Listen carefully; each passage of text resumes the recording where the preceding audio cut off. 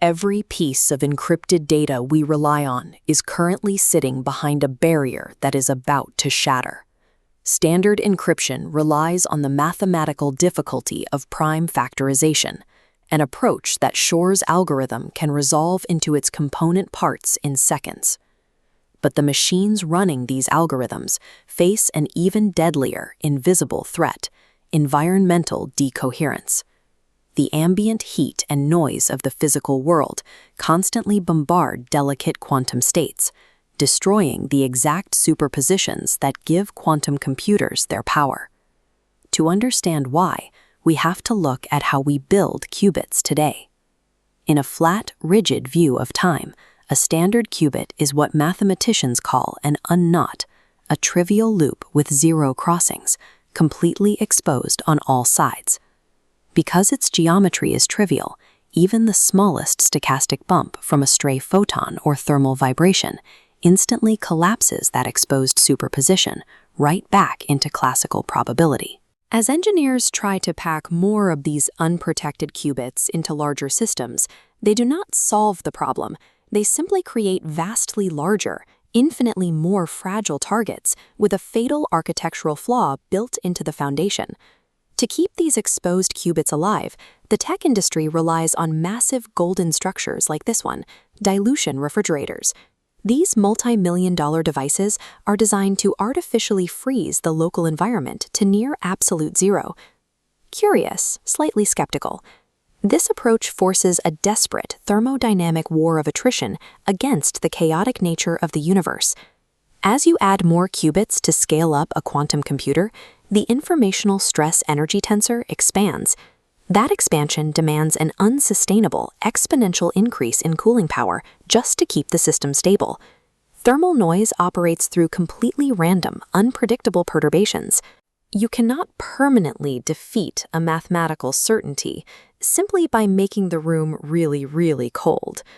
Major tech companies are burning billions of dollars fighting to permanently freeze the physical environment, rather than rethinking the actual shape of the quantum states they are trying to protect. True quantum protection requires us to completely abandon the classical concept of time as a flat, static backdrop. Time is a deformable medium. By applying principles from general relativity at the quantum scale, we can induce temporal compression and stretching. This creates a localized gradient, a Goldilocks well, where quantum states can safely reside. The engine behind this is the Knot-in-Time Hamiltonian. It uses specific off-diagonal energy couplings to fold the temporal metric directly over itself. This temporal folding takes the exposed qubit and twists it into a complex, self-intersecting trefoil knot. Once formed, this geometry is locked in place by a discrete value known as the Jones Polynomial, acting as an impenetrable shield around the quantum information. Topological shielding creates a state that cannot be circumvented through computation. To access the underlying data, the environment must possess the precise intentionality required to untie the knot. To measure the true defensive hardness of this shield, we look at the post-quantum characterization tests conducted by researcher Bilal Khan. His team ran a classical proxy attack. They simulated Shor's algorithm trying to break a standard encryption target, and then ran the exact same attack with the target wrapped entirely inside a topological key. When wrapped in this geometry, the period-finding routine inside Shor's algorithm hits a wall. The attacker is forced to expend massive amounts of extra computational cycles just to simulate the physical movements required to untie the knot. This chart plots the target's crossing number against simulation overhead.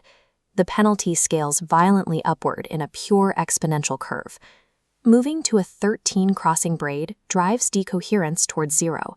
At this threshold, the computational overhead required to break the state effectively reaches infinity.